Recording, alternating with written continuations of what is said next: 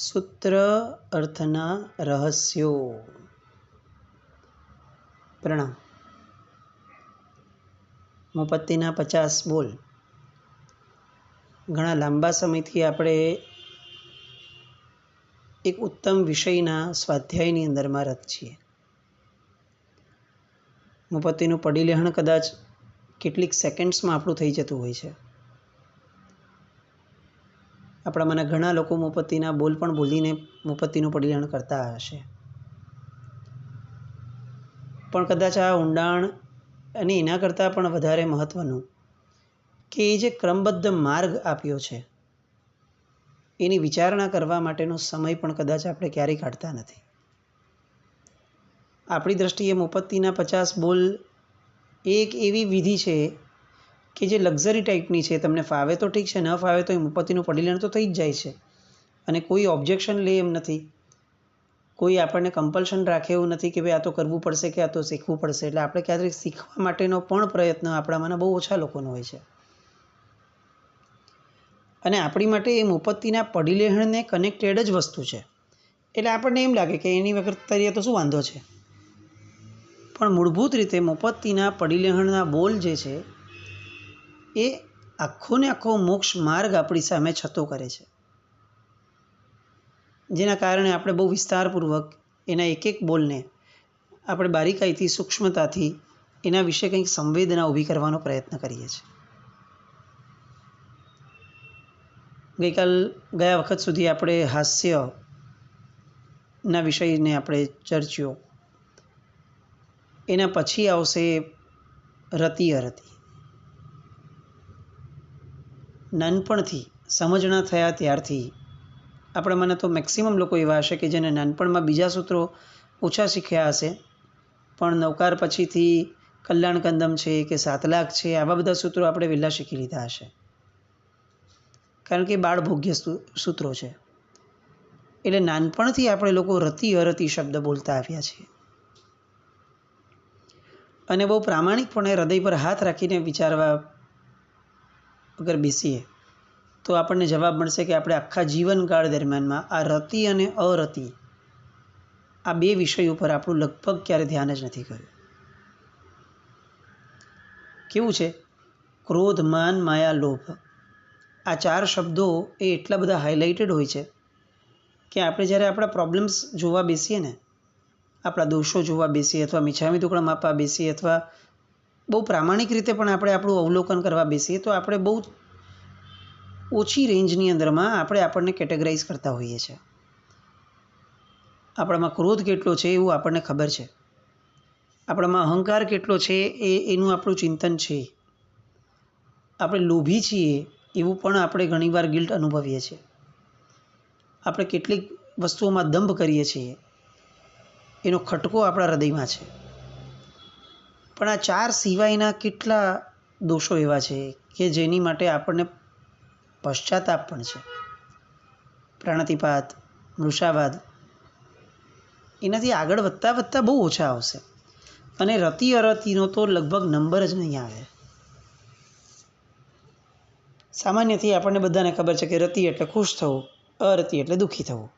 બસ આ એક અર્થ આપણે કદાચ સમજ્યા છીએ. એટલે આપણને એવું લાગે કે હવે એ તો થાય જ ને, જીવન છે ભાઈ, ખુશ તો થઈએ.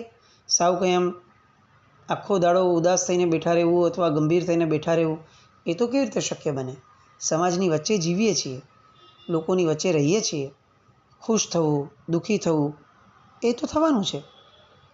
એને પણ જો દોષ માની લેશું અને એના ઉપર પણ પશ્ચાતાપ કરવાનું શરૂ કરશું તો આપણે જીવનમાં એકચ્યુઅલી જીવી જ નહીં શકીએ અથવા કરી જ નહીં શકીએ. આવું આપણે માનતા હોઈએ છીએ. રતિ મોહનીય. આજે આપણે આ વિષયને કેટલોક સ્પર્શવાનો પ્રયત્ન કરીએ. આપણી એક સમજણ છે કે જે એકચ્યુઅલી ગેરસમજણ છે. રતિ એટલે ખુશ થવું.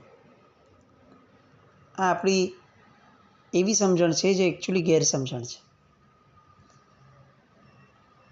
પરમાત્માને કે પરમાત્માના શાસ્ત્રોને કે પરમાત્માના માર્ગને આપણે ખુશ રહીએ એની હારે પ્રોબ્લેમ કેવી રીતે હોઈ શકે? કારણ કે જ્યાં અનંત ખુશી છે એવા સ્થાન પર લઈ જવા માટે જ તો આ માર્ગ ઊભો કર્યો છે. અનંત સુખ જ્યાં છે એ અવસ્થાને આપવા માટે જ તો આખો માર્ગ ઊભો કરાયો છે. તો આપણે અગર સુખી રહીએ, થોડા ઘણે અંશે ખુશ રહીએ, એમાં ભગવાનને કેમ આપણે ઈર્ષ્યા થશે? એમાં શાસ્ત્રકારો ભગવંતોને કેમ એવું ખચકો થશે કે આ કેમ ખુશ થયો? અને એ લોકો આમ દેખાડી દે કે નહીં, જો ખુશ રહેશો તો પણ તમને આ પાપ લાગશે. એવું આપણે કેમ વિચારી શકીએ? બહુ સામાન્યતયા વિચારીએ. આપણા હિતેચ્છુ વ્યક્તિઓ પણ હશે ને, એને પણ આપણી ખુશીમાં ખુશ રહેવાની આદત હશે. તો આ તો શાસ્ત્રકાર ભગવંતો છે, આપણી માં છે. એને તો કેવી રીતે આપણી ખુશીમાં પ્રોબ્લેમ લાગે? એટલે એનો અર્થ એવો વિચારવો રહ્યો કે રતિનો અર્થ એ ખુશ રહેવું એટલું ન હોય, એટલો સંકુચિત અર્થ ન હોઈ શકે. રતિ મોહનીય બંધાવાના કારણોમાં જ્યારે આપણે જશું ને, ત્યારે આપણને ખ્યાલ આવશે કે આ રતિ નામનો જે દોષ છે એ એક્ઝેક્ટલી શું છે. રતિ મોહનીય બંધાવાના કેટલાક મુખ્ય કારણો છે.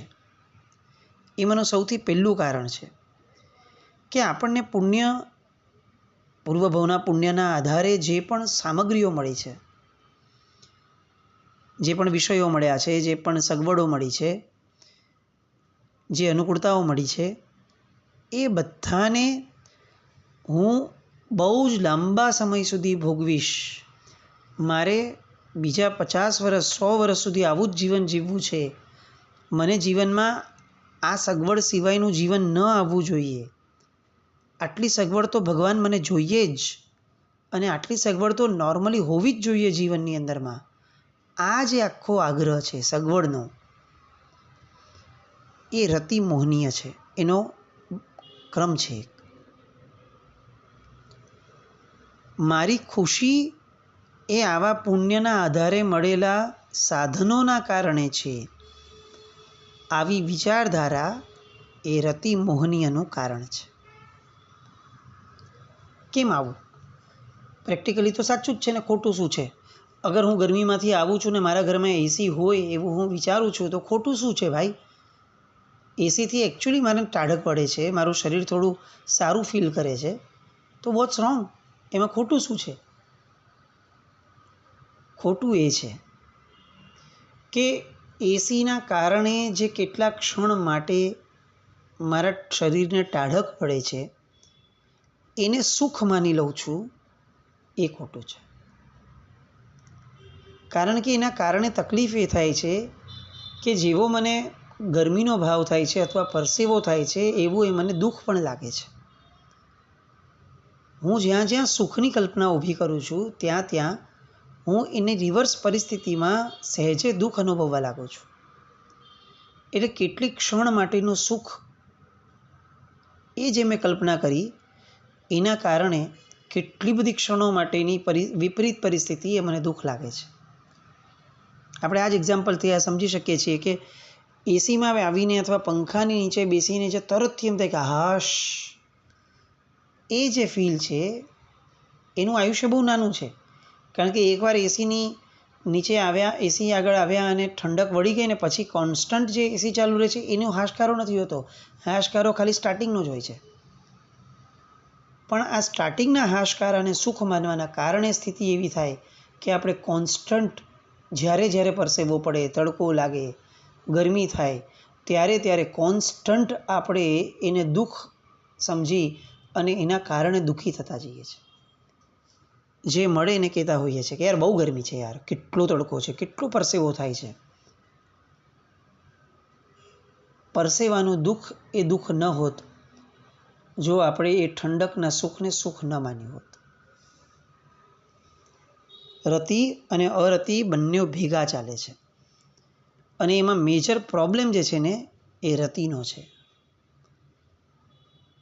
આપણે જો ગરમીને સ્વીકારી લઈએ અને એસી અથવા પંખાને પણ સાહજિક રીતે સ્વીકારી લઈએ, એ પણ એક પરિસ્થિતિ હતી કે જેમાં ગરમી થતી હતી, અને આ પણ એક પરિસ્થિતિ છે કે જેની અંદરમાં ઠંડક લાગે છે. એ બેમાંથી એક પણ પરિસ્થિતિને પ્રતિકૂળ કે અનુકૂળ માનવાનું ભૂલી જઈએ તો એનો પ્રોબ્લેમ કોઈને નથી. પ્રોબ્લેમ આપણે એસીમાં બેઠા છે એ જેટલો છે એના કરતાં કંઈક ગણો પ્રોબ્લેમ એ છે કે એસીમાં બેસવું સારું છે એવી જે માન્યતા છે એ પ્રોબ્લેમ છે. આ હાશકારો એ પ્રોબ્લેમ છે, કારણ કે એ રતિ મોહનીય બંધાવે છે.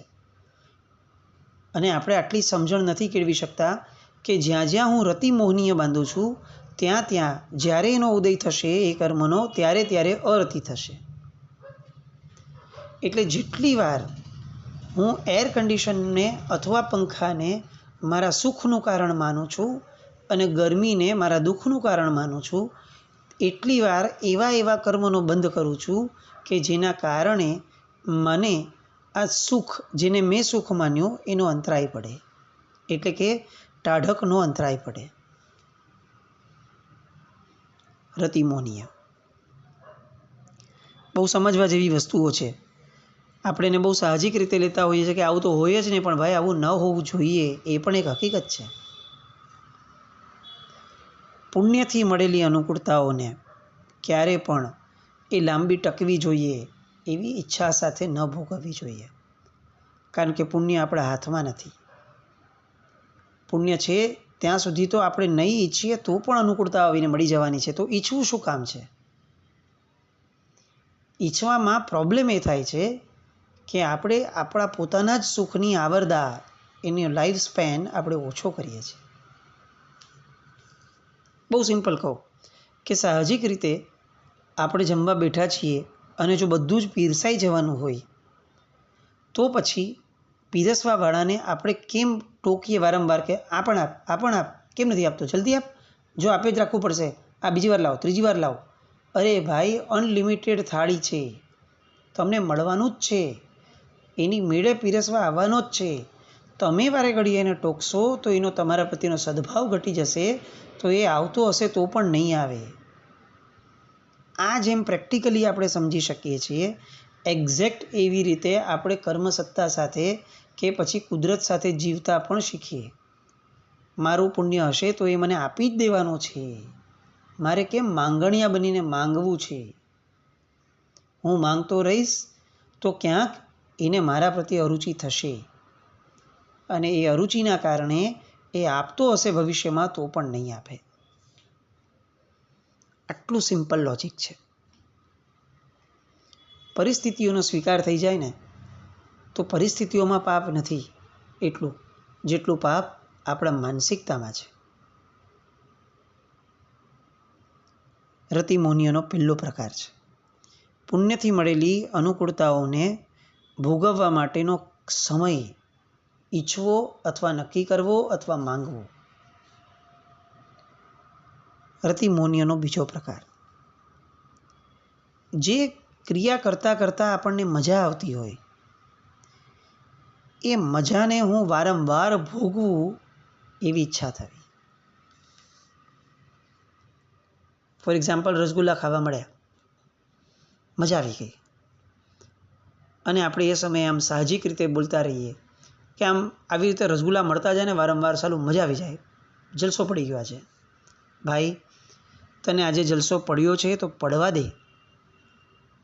આવું ભવિષ્યમાં થાય એવી માંગણીયા વૃત્તિ ઊભી કરીને અથવા એક અનુબંધ ઊભો રાખીને ભવિષ્યની અંદરમાં જ્યાં સુધી આ બોલેલું કુદરત નહીં આપે ત્યાં સુધી આપણે બહુ નવા ઊભા કરવા પડશે.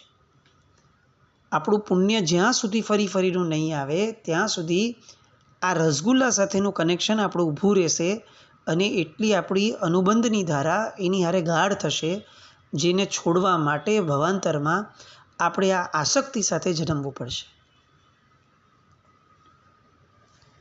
સાહજિક રીતે કુદરત ન્યાય કરે જ છે. મારું પુણ્ય હશે તો એ મને આપવાની જ છે, અને પુણ્ય નહીં હોય તો હું માંગીશ તો પણ મને નહીં આપે.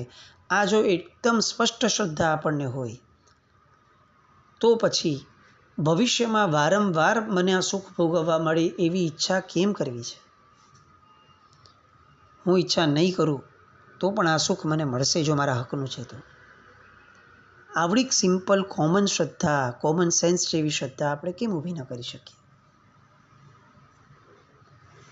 મોહનીય કર્મ અહીંયા બંધાય છે. મારી ઈચ્છાઓ છે ને એ મારું મોહનીય કર્મ છે. હું ભોગવું છું એ તો કદાચ ગયા ભાવના પુણ્યનો ઉદય હોઈ શકે, પણ એ ભોગવતી વખતે હું એ ભોગવટાને વારંવાર ઈચ્છું છું એ મારું નવું કર્મબંધ છે. ઉદયના ભોગવટાને હજી કદાચ માફ કરી શકાય, પણ નવા બંધને કઈ રીતે માફ કરશો? એ તો ભોગવીએ છૂટકો થવાના. એટલે પુણ્યના ઉદયમાં બહુ રાચી માચીને પુણ્યના ઉદયને ભોગવવો નહીં. બહુ લેવાઈ ન જવું કે ઓહો આજે તો બહુ મજા આવી ગઈ. ભાઈ ઊભો રે, પુણ્યનો ઉદય છે, સુખ આપશે જ, પણ એટલા માત્રથી આ સુખનું આયુષ્ય લાંબુ માંગવા જેવી વૃત્તિ ઊભી નથી કરવી આપણે. આજે મળ્યું ને ભોગવી લઈએ, આવતીકાલે મળશે તો ફરીથી ભોગવી લેશું, એની ના નથી, પણ આવતીકાલે મળે એવી ઈચ્છા કેમ ઊભી કરવી છે? આ ઈચ્છા એ રતિ મોહનીય છે. ત્રીજો પ્રકાર છે નાટક, પિક્ચર, નાચ ગાન, રમતગમત, ટીવી, મોબાઈલ, સિરિયલ્સ, આ બધું જોયા કરવું અને જોઈને એમાં રસ પેદા કરવો અને જોતાં જોતાં વારંવાર રાજી થવું, આ રતિ મોહનીય બંધાવે છે. આ એક વાક્યની સાથે આપણે આપણી લાઈફને અત્યારે કમ્પેર કરીએ, આપણી અત્યારની જિંદગી, તો આપણને એમ લાગે કે આપણું ટીવી, આપણો મોબાઈલ, આ બધું જ રતિ મોહનીય ઊભું કરાવવા માટે જ આ જગતમાં સર્જાયું છે. અને વાંક મોબાઈલનો નથી. મોબાઈલ સામે ચડીને ચાલીને નથી આવતો કે લો મારી હારે રો અને રતિ મોહનીય બાંધો. એ ચડ આપણને છે કે મોબાઈલમાં વારે ઘડીએ ચગડ કરી રાખવું છે. જે રીલ્સ કે જે વિડીયોઝ એ ફક્ત અને ફક્ત અનર્થદંડ છે એવું આપણને ખ્યાલ પણ છે. એને જોવા માટે કેટલો સમય આપણે વેડફીએ છીએ, એ સમય એકચ્યુઅલ ટાઈમ વેસ્ટ છે એવું પણ આપણને ખબર છે. પણ તેમ છતાં બસ કંઈક જોઈને હસવું છે, કંઈક જોઈને ખુશ થવું છે, કંઈક સારું જોઈ અને એ સારું છે એવું લોકોને કહેવું છે. આપણા મનને કોઈ દુઃખની અંદરમાં એ લેવાઈ ન જાય એના કરતાં એને આવા બધા ટાઈમપાસમાં રાખી મૂકવું છે. આવું જ સાવ ચીંડી કહી શકાય એવું જ જીવન જીવવું છે. એટલે રતિ મોહનીય બંધાયા વિના ક્યાં રહેવાનું? બહુ સમજવા અને બહુ ચેતવા જેવું છે. આ મોબાઈલમાં અનનેસેસરી વસ્તુઓ જોઈ રાખવી અને એના કારણે જે રતિ મોહનીય બંધાય છે એ જ્યારે ભોગવવાનું આવશે, ઉદયમાં આવશે, ત્યારે એ જે અરતિ રૂપે પરિણમશે ને, ત્યારે એ સહન નહીં થાય આપણાથી. આજે કોકનો વિડીયો જોઈને આપણે હસી લીધું છે, ખુશ થઈ ગયા છે, વાવ બહુ સરસ વાત કરી છે આ ભાઈએ. અરે પણ આ ભાઈએ કરેલી વાત આપણને ક્યાં કામની છે? આપણું ક્યાં એ ફિલ્ડ છે ભાઈ? કેમ અનનેસેસરી અને અનવોન્ટેડ વસ્તુઓમાં આપણે પડવું છે? રતિ મોહનીય એનો આ પ્રકાર. બીજો પ્રકાર છે બીજા જીવોના ચિત્તનું વશીકરણ કર્યા કરવું. એટલે કે બીજા જીવો આપણા પ્રત્યે અનુકૂળ રહે એની માટે સતત પ્રયત્નશીલ રહેવું. ખુશામતખોરી કરવી, કોઈકને સાચવવું, આપણી જવાબદારી ન હોય તો પણ સાચવી લેવું, સાચવવા માટે સમય આપવો, શબ્દો આપવા, પૈસા ખર્ચવા, ન હોય એવા વખાણ કરવા જેની કોઈ આવશ્યકતા ન હોય, વ્યવહાર કરવા માટે પણ એના પાપને સારું કહેવું, કોકે મૂકેલી પોસ્ટને થંબ બતાવવો, તમે બહુ સારું કર્યું, આ બહુ સરસ ફોટા છે, તમે ક્યાં જઈ આવ્યા, અચ્છા બહારગામ જઈ આવ્યા, બહુ સરસ, તમે તો નસીબવાળા છો. અરે ભાઈ, એ નસીબવાળો હોય તોય આપણે શું અને ન હોય તોય શું? એના ફોટા જોઈને ખુશી વ્યક્ત કરવી, આ રતિ મોહનીયના કારણે બે ભયંકર પાપો માથે ચોંટે છે. એક તો એ રખડીને આવ્યો, એનું પાપ, એની મજા એ બધું એણે ભોગવ્યું. કદાચ એક અપેક્ષા એમ કહી શકાય કે રખડવાની મજા એણે ભોગવી, પણ એની અનુમોદનાની સજા આપણે ભોગવશું. અલ્ટિમેટલી આપણને શું મળ્યું? કાંઈ નહીં. પણ અનુમોદના કરવા દ્વારા એણે જેટલું પાપ બાંધ્યું એ બધાના જોઈન્ટ પાર્ટનર આપણે બન્યા. રતિ મોહનીય કેટલું બાંધીએ છીએ આપણે જીવનમાં. આ એસ્પેક્ટની એકવાર વિચાર કરશું તો આપણને એમ લાગે કે અરે બાપ રે, કારણ કેટલી બધી વસ્તુઓમાં આપણે ઇન્વોલ્વ થઈએ છીએ, કેટલી બધી. અને અલ્ટિમેટલી મેળવીએ છીએ શું આપણે? આમ જોવા જઈએ તો 2 મિનિટ માટેનો પણ વ્યવહાર નહીં લોકો સાથેનો. કેટલાક તો સાવ અજાણ્યા માણસો પણ બસ એક વ્યવહાર સાચવવો છે કે ભાઈ આપણે બહુ સોશિયલ છીએ. અરે શું સોશિયલ? આવી દંભવાળી સોસાયટી, એમાં આગળ પડતા થવું, એને જો સોશિયલ કહેવાતું હોય તો આ તો લૌકિક કરતાં પણ નીચલું સ્તર છે. અને આપણો જન્મ તો ઈશ્વરે આપણને લોકોત્તર ધર્મમાં આપ્યો છે. કઈ રીતે આપણે ભાવાંતરમાં લોકોત્તરને લાયક થશું? કયા બેઝ પર આપણે ભગવાન આગળ માંગશું કે પ્રભુ માંગુ તારી પાસ, મારી પૂરી કરજે આશ, પ્રભુ માંગી માંગીને માંગવું એટલું, મને આવતો જન્મ એવો આપજે. અરે કેમ આપે અને કયા બેઝ ઉપર આપે? કારણ કેટલા બધા રતિમોહનીય બાંધ્યા છે આપણે. બીજાના ચિત્તનું વશીકરણ કરવા માટે એની સાથે એ પ્રકારનો વ્યવહાર રાખવો એ પણ રતિમોહનીયનો પ્રકાર. મિલી વિદ્યાઓ કરવી, કેટલાક ગતકડાઓ કરવા, ટેન્ટ્રમ્સ કરવા, ચાલબાજીઓ કરવી, ગમે તેમ કરીને કોઈકનું અટેન્શન આપણા પર આવે અને એ અટેન્શન આપણા પર આવે એટલે આપણા મનમાં જે ગલગલિયા થાય કે વાવ, હું કેટલું સેન્ટર ઓફ અટ્રેક્શન છું લોકોના. બસ આટલી એક ફીલ મેળવવા માટે આપણે જે જીવનમાં કરીએ છીએ એના પાપ કયા ભાવમાં છૂટે? આપણા પ્રસંગોની અંદરમાં 500 આઈટમ બનાવીને લોકોને ખવડાવો ફક્ત એક શબ્દ સાંભળવા માટે કે ભાઈ તમે તો જલસા કરાવી દીધા. બસ આનાથી મોટું રતિમોહનીય શું હશે? કારણ કે એના શબ્દએ આપણને ગલગલિયા આપ્યા. એક કેટલીક મિનિટના ગલગલિયાની કોસ્ટ આવતા ભાવમાં જ્યારે પુણ્યહીન થઈને આપણે જીવશું ને ત્યારે આપણને ભાન પડશે. પુણ્યના દેખાડાની જે આપણને આદત પડી ગઈ છે ને, એનું ફળ આપણે કમકમાટી છોડાવી દઈને એટલું ભયંકર આપણે ભોગવવું પડશે. કારણ કે પુણ્યહીન અવસ્થામાં આજે આપણે લોકોને જોઈ પણ નથી શકતા, આપણને અનુકંપા પ્રગટી જાય છે. તો આપણે પુણ્યહીન થશું આ કલ્પના એ કઈ રીતે આપણે સહન કરી શકશું? રતિ એ પુણ્યની મજાક છે. પુણ્ય એ પૂર્વભાવમાં આપણે કેટલાક સત્કર્મો કર્યા એનું એક ફળ માત્ર છે. એનો ઇજારો એવો બધો ન ભોગવવો કે ભવાંતરમાં પુણ્યહીન અવસ્થા આપવાનું મન થાય કુદરતને. એનો બીજો એક પ્રકાર, બીજાને હેરાન પરેશાન કરીને રાજી થવું. કેવો દુઃખી થયો જોયું, આ જ લાગનો હતો, મારી સાથે આવું કર્યું હતું ને, હવે તો આની હારે થવું જ જોઈએ. રતિમોહનીય. આપણે એક એક વાક્ય અને એક એક પ્રકારોને જ્યારે શીખવા બેસીએ ને, સાંભળવા બેસીએ ત્યારે ખરેખર એવું લાગે કે આપણે જીવનમાં એકચ્યુઅલી ધર્મ જ ક્યાં કરીએ છીએ. આપણી માટે તો ધર્મ પણ કદાચ મજાક છે. એ હદ સુધી આપણે ધર્મ સિવાયની વસ્તુઓ કરીએ છીએ.